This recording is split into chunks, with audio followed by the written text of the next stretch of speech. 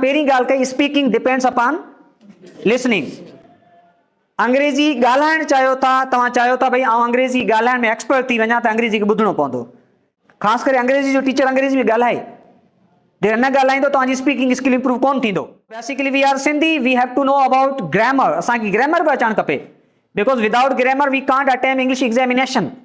So if you want to be fluent in English language, जेकॾहिं अंग्रेजी में fluent थियणु चाहियो था, यू मस्ट लिसन इट, इन खे ॿुधणो पवंदो। ठीकु आहे, स्पीकिंग बिल्कुलु स्किल आहे बेटा।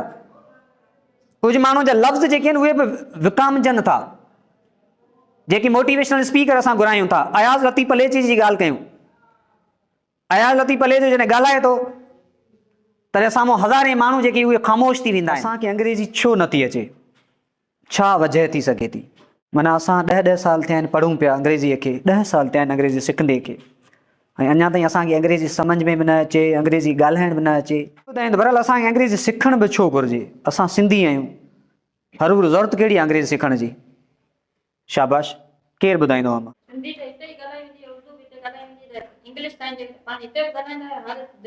Very good. ॾिसो, हर ॿोली जी पंहिंजी लिमिट थिए थी। जॾहिं असां आउट ऑफ बॉक्स वेंदासीं, सिंध खे छॾे ॿिए पासे वेंदासीं, पाकिस्तान जे कंहिं खिते में त उर्दू, हिते सिंध में आहियूं त सिंधी। असां घर में मुख़्तलिफ़ ॿोलियूं ॻाल्हाईंदा आहियूं। असां फैमिली खे छॾे जॾहिं ॿाहिरि वञूं था, कंहिं ऑफिशियल इदारे में वञूं था, एकेडमिक लेवल ते असां वरी सिंध में सिंधी ॻाल्हायूं था। Hindi is our professional language, सूबाई ॿोली, Urdu is our national language, क़ौमी ॿोली, and English is an international language, बैन अल-क़ौमी ॿोली। ऐं बैन अल-क़ौमी ॿोली अहिड़ी ॿोली जंहिंखे दुनिया जी हर कुंड कड़च में ॻाल्हायो वञे ऐं सम्झियो वञे, त हिकिड़ी त हिन जी इम्पोर्टेंस आहे इहा। ॿियो बेटा, आउं अक्सर करे मुख़्तलिफ़ इदारनि में, स्कूल्स में चवंदो आहियां, जॾहिं ॿारड़ा 9th मैट्रिक करे कॉलेज में वेंदा आहिनि त ॿारड़ा स्कूल खां बाग़ी थी करे वापसी घर वेही रहंदा आहिनि, सिर्फ़ु ऐं सिर्फ़ु लेक ऑफ इंग्लिश जे करे। इंग्लिश अचे नथी। हाणे अंग्रेज़ी जो अचणु ज़रूरी आहे। काफ़ी ॿार सोचे साईं असांखे ॿाहिरि वञणो ई कोन्हे, पोइ असां अंग्रेज़ी छो सिखूं, या असां सिंधी आहियूं असां अंग्रेज़नि जी ॿोली छो सिखूं?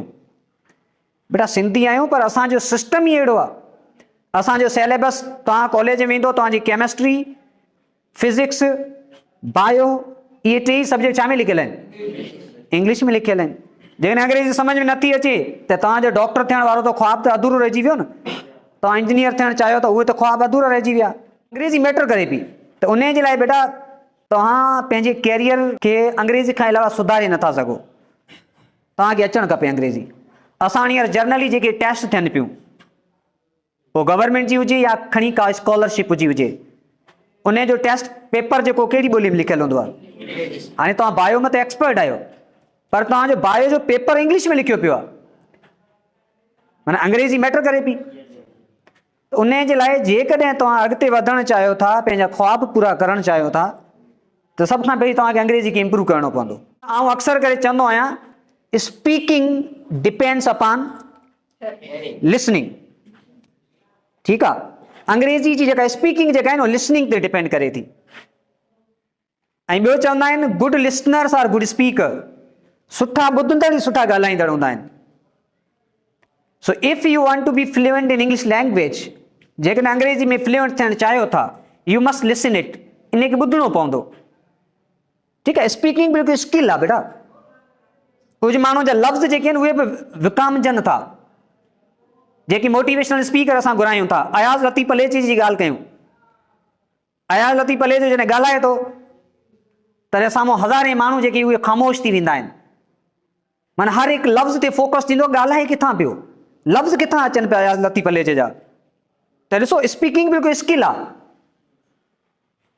तव्हां सब्जेक्ट कंहिं में केतिरा बि एक्सपर्ट हुजो, तव्हांखे ॻाल्हाइण न अचे, अॼु जे दौर में माण्हू नथो त ॻाल्हाए, उनखे दुनिया लताड़े चॿाड़े खाए वञे थी हली। Am right? त माना ॻाल्हाइण बि हिकिड़ो छा आहे? स्किल आहे। मल्टी ॿोलियूं अचणु खपनि त तव्हां डिफरेंट माण्हुनि सां डील करे सघो। ढाटकी अचे थी, मिसाल तौरु आउं सिर्फ़ु पंहिंजी फैमिली सां डील कंदुसि, पर फैमिली खां जॾहिं ॿाहिरे पासे वञा थो त मूंखे सिंधी में डील करणो पए थो। त मिसाल तौरु हिते को अंग्रेज़ अची वञे हलियो, अंग्रेज़ी खे खणी इन नियत सां सिखो। हिते को अंग्रेज़ अचे, उन अंग्रेज़ खे जेकॾहिं असां पंहिंजी कल्चर, असां मोइन जे दड़ो जी तहज़ीब, असां हड़ापा जी तहज़ीब, असां 5000 साल पुराणी तहज़ीब, उन जी हिस्ट्री तारीख़, असांजे मागनि, असांजे शहरनि, असांजे इलाइक़नि जे बारे में उन अंग्रेज़ उन गोरे खे असां ॿुधाइणु चाहियूं त छा असां सिंधी ॿुधाईंदासीं, छा असां उर्दू ॿुधाईंदासीं? भई उन अंग्रेज़ खे ॿुधायूं भई तूं छा आहीं, असां छा आहियूं, असां 5000 साल पुराणा धरती जा हिन जा वारिस आहियूं, असां एतिरा पुराणा आहियूं, सिंध एतिरो पुराणी आहे। सिंध सूबो जंहिंमें शाह अब्दुल लतीफ़ भिटाई जहिड़ी हिकिड़ी हस्ती, उहा अंग्रेज़ खे कीअं ॿुधायूं असां? त घटि में घटि असांखे लैंग्वेज स्किल त अचणु खपे न, त असां हुन अंग्रेज़ खे मुंहुं ॾेई सघूं, खणी न नियत सां सिखूं असां। ॿियो वरी असांजे सिलेबस में मैटर करे थी बेटा। ॾिसो दुनिया जो वॾे में वॾो प्लेटफॉर्म गूगल बाबा, गूगल बाबा कंहिंखे सम्झे थो? अंग्रेज़ी खे सम्झे थो। जे हुन गूगल ते लिखो था त भई एटम छा आहे, त हुते सिर्फ़ु हिकु ॿ डेफिनेशन तव्हांखे थी सघे मिलनि, पर हुते तव्हां लिखो था व्हाट इज़ एटम, एटम छा आहे, I think there would be 1000 of the definitions, हुते 1000 डेफिनेशन हूंदियूं। त हिन मां इहो ज़ाहिर थियो गूगल में छाखे सम्झे थो? इंग्लिश खे। ऐं IT इंफॉर्मेशन टेक्नोलॉजी जो दौरु आहे, हींअर त AI जो दौरु आहे, आर्टिफिशियल इंटेलिजेंसी उन जो दौरु आहे।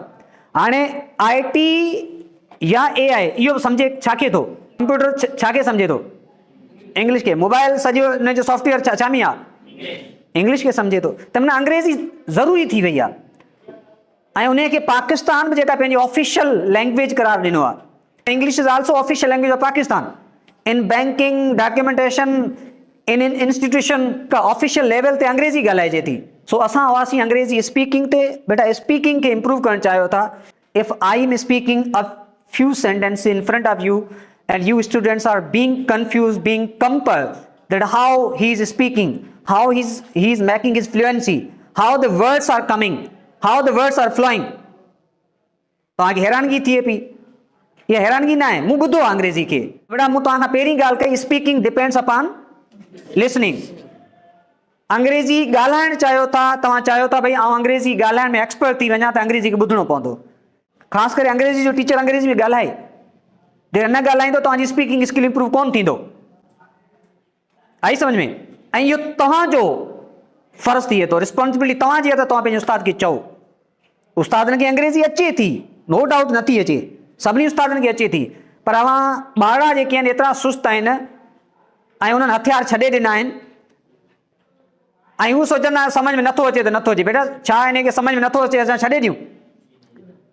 तव्हां उन ॿार खां त बहितर आहियो। असांजे घर में, असांजी कम्युनिटी में जॾहिं ॿारु पैदा थिए थो, उन ॿारु खे त ॿोली सम्झ में नथी अचे माउ जी, छा ॿारु छॾे ॾे भई मूंखे अम्मा बाबा जी ॿोली सम्झ नथी अचे, आउं हलां थो, ॿारु चवंदो आहे? तव्हां उन ॿार खां त बहितर आहियो। ॿार खे त इहा बि ख़बर कोन्हे त अम्मा बाबा छा पिया ॻाल्हाइनि। तव्हांखे इहो त ख़बर आहे त साईं जेकॾहिं ॻाल्हाए पियो त अंग्रेज़ी ॻाल्हाए पियो, त ॿारु छा कंदो? सबर कंदो आहे। ईअं असांखे बि सबर करणो पवंदो। So for learning a new language we have to be like a baby. असांखे हिकु ॿारु थियणो पवंदो, असांखे हिकु ॿारु थियणो पवंदो। नई ॿोली सिखण लाइ ॿारु थियो, माना तव्हांखे का शइ सम्झ में नथी अचे, वेट कयो।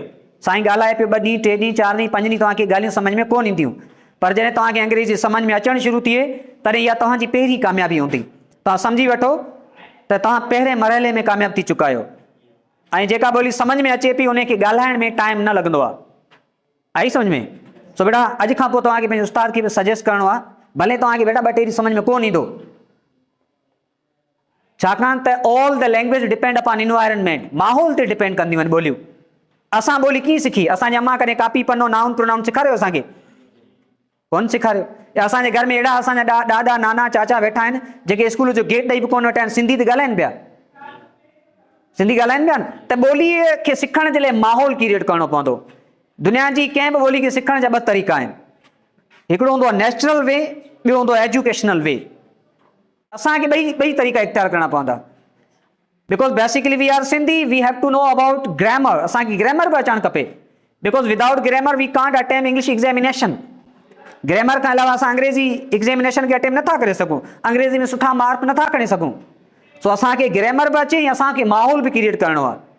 बाक़ी बेटा माहौल क्रिएट न कंदो, अंग्रेज़ी खे न ॿुधंदो, तव्हां छा यूनिवर्सिटी ताईं वेंदो तव्हांखे अंग्रेज़ी सम्झ में कोन ईंदी।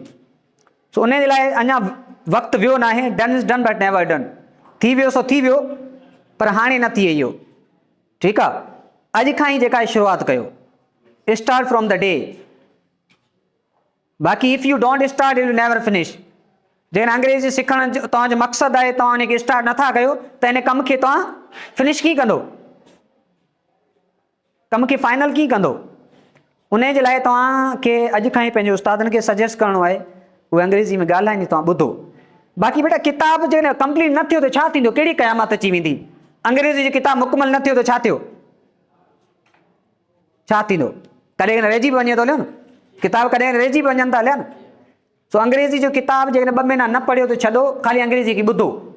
छाकाणि speaking is also a skill, speaking बि हिकिड़ो स्किल आहे, उनखे इम्प्रूव कयो। अंदाज़ लॻायो जेकॾहिं तव्हांखे अंग्रेज़ी स्पीकिंग स्किल अचे थो, केॾो न प्राउड जी ॻाल्हि हूंदी, केॾी न फ़ख़ुर जी ॻाल्हि हूंदी। उन जे लाइ तव्हां ॿुधो बेटा, अंग्रेज़ी खे ॿुधण खां अलावा ॿियो को शॉर्टकट कोन्हे, ॿियो को मैजिक कोन्हे। तव्हांखे लॻे थो को जादू ईंदो, मैजिक थींदो, कुझु कोन्ह थींदो। अंग्रेज़ी खे ॿुधो, ॿुधो ऐं पाण में ॻाल्हायो। ऐं ॿियो अंग्रेज़ी में आऊं तव्हांखे जस्ट अॼु जे हिन लेक्चर में सिर्फ़ु 2 शयूं सजेस्ट कंदुसि।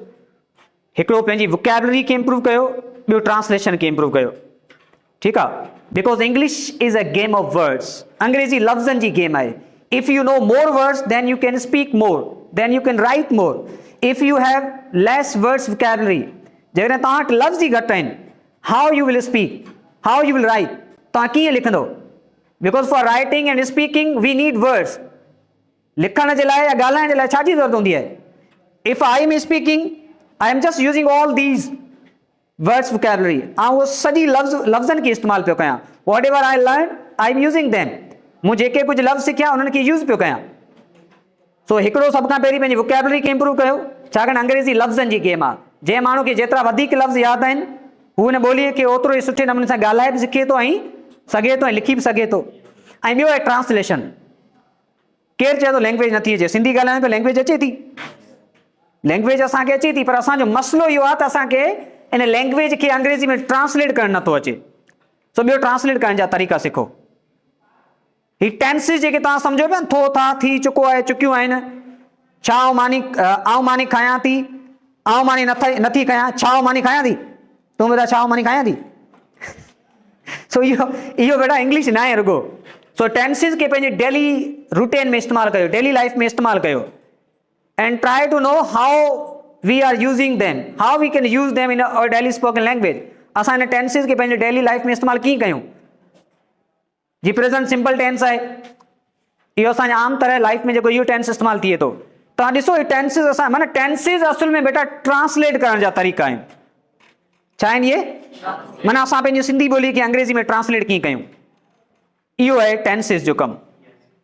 सो टेंसिस खे इन नियत खां सिखो तव्हां ऐं उन्हनि खे फील कयो त ही टेंसिस असांजी रोज़मर्रा जी ज़िंदगी में किथे किथे ऐं कीअं पिया इस्तेमालु थियनि। असां इन्हनि खे पंहिंजे पाण जी सिंधी ॿोली में एडॉप्ट कीअं कयूं, असां सिंधी ॿोलीअ जी ट्रांसलेशन में इन्हनि खे किथे किथे कीअं कीअं इस्तेमालु कयूं। माना अंग्रेज़ी खे जस्ट तव्हां सब्जेक्ट तौरु वरितो आहे। अंग्रेज़ी, English is not a subject, इन खे लैंग्वेज जीअं वठो तव्हां, ईअं फील कयो त ही हिकिड़ी लैंग्वेज आहे, ही हिकिड़ी ॿोली आहे। अच्छा, लैंग्वेज ऐं टंग में कंहिंखे डिफरेंट अचे थो? What is the difference between language and tongue? शाबाश बेटा, लैंग्वेज खे पंहिंजी अल्फ़ाबेट हूंदी आहे। लैंग्वेज खे लाइक सिंधी की पंहिंजी अल्फ़ाबेट आहे 52 अखर, उर्दू खे पंहिंजी अल्फ़ाबेट आहे 37 अखर आहिनि, 37-38 अखर आहिनि। हिंदी खे पंहिंजी अल्फ़ाबेट आहे, चाइनीज़ खे पंहिंजी अल्फ़ाबेट आहे, इंग्लिश खे पंहिंजी अल्फ़ाबेट आहे। त जिन ॿोलियुनि खे असां लिखी सघूं, उन्हनि जी पंहिंजी अल्फ़ाबेट हुजे, उनखे चइबो आहे लैंग्वेज। बाक़ी जंहिंखे पंहिंजी अल्फ़ाबेट न हुजे, उनखे चइबो आहे टंग। जीअं ढाटकी ॻाल्हाईंदा आहियूं, ढाटकी जी अल्फ़ाबेट आहे कोन्हे, त ही छा आहे, टंग, ज़बान आहे ख़ाली। जी पंजाबी आहे, जी पिशो आहे, जी कोलकी आहे, उड़की आहे, मारवाड़ी आहे, सराइकी आहे, इहे सभु छा आहिनि, ज़बानूं आहिनि, इहे ॿोलियूं न आहिनि। हाणे जेका ॿोली हूंदी आहे न, उहो ज़बान में थींदी आहे। सिंधी ॿोली बि आहे, सिंधी ज़बान बि आहे, उर्दू ॿोली बि आहे, उर्दू ज़बान बि आहे, इंग्लिश ॿोली बि आहे, इंग्लिश ज़बान बि आहे।